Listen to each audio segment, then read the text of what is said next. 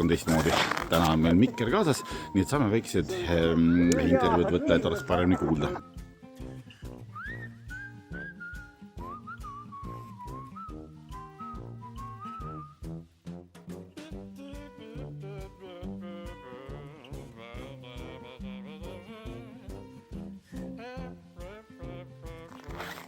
Kes on meil kaasas? Kaasas on meil seltskond, näitan kohe lähemalt ka. Meil on meie matkamise raudvara Janek. Siis on meil Anne-Maria, Meelis, Andres ja nuuskab seal Eerik. Tavaline mees. Yes.